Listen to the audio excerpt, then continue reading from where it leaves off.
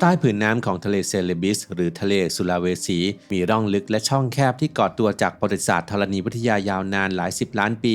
แนวน้ำลึกเหล่านี้ไม่เคยแห้งกลายเป็นสะพานบกแม้ในยุคน้ำแข็งที่ระดับน้ำทะเลลดต่ำลงจนผืนดินหลายแห่งเชื่อมต่อกันและสิ่งที่ดูเหมือนเป็นเพียงรายละเอียดทางธรณีวิทยานี้เองกลับกลายเป็นกำแพงล่องหนที่นักธรรมชาติวิทยาอัลเฟรด รัสเซล วอลเลซสังเกตเห็นว่ามันแบ่งโลกของสิ่งมีชีวิตออกเป็นสองฝั่งอย่างน่าทึ่งทั้งที่ระยะห่างระหว่างสองฝั่งนั้นบางจุดอยู่ห่างกันเพียง20 กิโลเมตรเท่านั้นเส้นแบ่งที่มองไม่เห็นนี้มีชื่อว่าเส้นวอลเลซหนึ่งในเขตแบ่งทางชีวภูมิศาสตร์ที่แบ่งเส้นทางวิวัฒนาการของสิ่งมีชีวิตนับล้านสายพันธุ์ออกจากกันมานานกว่า10 ล้านปีคลิปนี้อับดุลไททูบจะพาไปไขปริศนาว่าเส้นวอลเลซเกิดขึ้นได้อย่างไรและทำไมกำแพงล่องหนกลางทะเลเส้นนี้จึงเขย่าวงการวิทยาศาสตร์และเปลี่ยนวิธีที่มนุษย์มองความหลากหลายของชีวิตบนโลกไปตลอดกาลครับ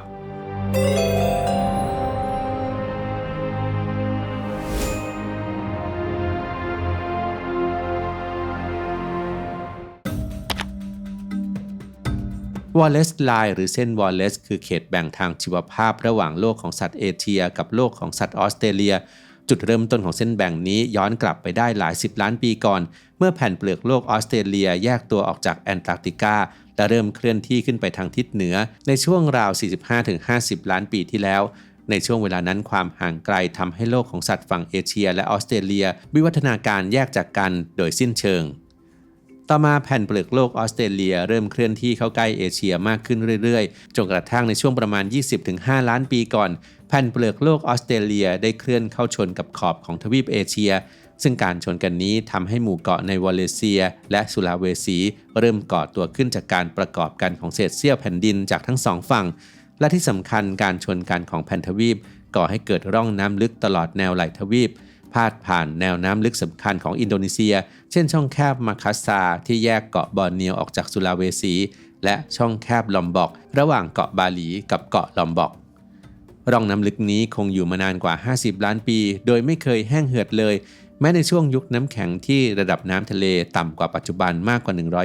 120-125 เมตรและการที่ร่องน้ำลึกแถบนี้ไม่เคยกลายเป็นแผ่นดินทำหน้าที่ขวางกั้นสัตว์ฝั่งตะวันตกที่เป็นสัตว์แบบเอเชียทั้งช้างเสือแรดลิงอูรังอูตังและนกหัวขวานออกจากสัตว์ฝั่งตะวันออกอย่างสัตว์ที่มีถุงหน้าท้องนกกระตั้วและนกกินน้ำหวานซึ่งสัตว์จากทั้งสองฝั่งเส้นวอลเลซนี้มีระบบนิเวศของตนเองและวิวัฒนาการไปคนละทิศทางจนเกิดเป็นโลกของสิ่งมีชีวิต2แบบที่แตกต่างกันอย่างสิ้นเชิงแม้จะอยู่ห่างกันเพียงไม่กี่10 กิโลเมตรในปัจจุบัน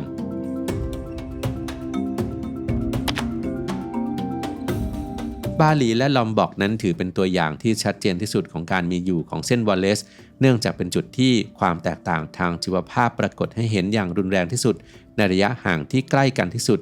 เกาะทั้ง2แห่งนี้อยู่ห่างกันเพียงประมาณ35 กิโลเมตรและบางจุดเพียง20 กิโลเมตรแต่สัตว์ที่พบใน2เกาะนี้กลับเหมือนมาจากคนละทวีปเกาะบาหลีซึ่งเป็นฝั่งเอเชียเป็นบ้านของสัตว์จากเอเชียแผ่นดินใหญ่เช่นเสือบาหลีซึ่งสูญพันธุ์ไปแล้ว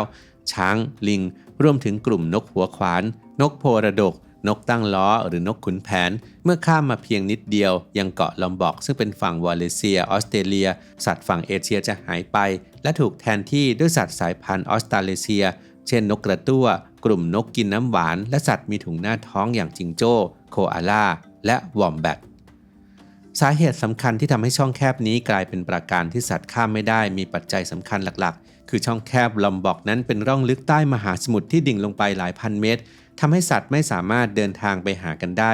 รวมถึงช่องแคบนี้เป็นเส้นทางไหลของกระแสน้ำมหาศาลที่พัดพาจากมหาสมุทรแปซิฟิกมุ่งหน้าสู่มหาสมุทรอินเดียกระแสน้ำที่เชี่ยวกรากและมีพลังงานสูงนี้ทำหน้าที่เป็นกำแพงน้ำที่คอยซัดพาสิ่งมีชีวิตที่พยายามจะอพยพข้ามร่องน้ำลึกนี้ไป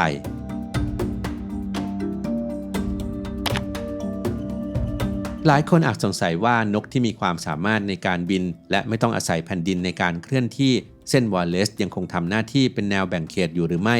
คำตอบคือนกบางชนิดสามารถข้ามได้แต่ว่าส่วนใหญ่แล้วเลือกที่จะไม่ข้ามเนื่องจากนกจากฝั่งตะวันตกของเส้นหลายตระกูลเช่นนกหัวขวานมีวิวัฒนาการมาเพื่ออยู่ในเรือนยอดป่าทึบ พวกมันไม่ชอบบินข้ามพื้นที่ทะเลเปิดแม้จะเป็นช่องแคบสั้นๆขณะที่นกจากฝั่งตะวันออกวิวัฒนาการมาในสภาพแวดล้อมแห้งแล้งของออสเตรเลียเมื่อพยายามข้ามมายังป่าดิบชื้นของเอเชียก็มักปรับตัวไม่ได้และตั้งถิ่นฐานถาวรไม่สำเร็จ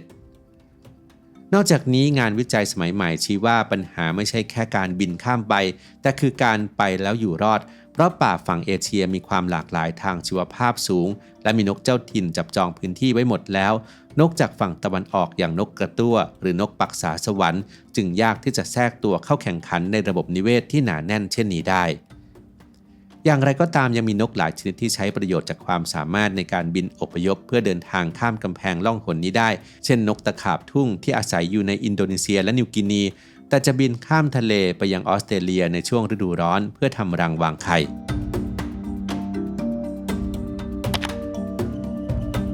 นอกจากกลุ่มนกที่มีพฤติกรรมการอพยพทางไกลตามฤดูกาลแล้วค้างคาวก็ไม่ถูกจำกัดด้วยร่องน้ำลึกเช่นกันครับมันสามารถบินข้ามผืนน้ำเปิดและตั้งถิ่นฐานตามเกาะต่างๆได้อย่างอิสระโดยไม่จำเป็นต้องพึ่งพาสะพานแผ่นดินเหมือนกับสัตว์เลี้ยงลูกด้วยนมชนิดอื่น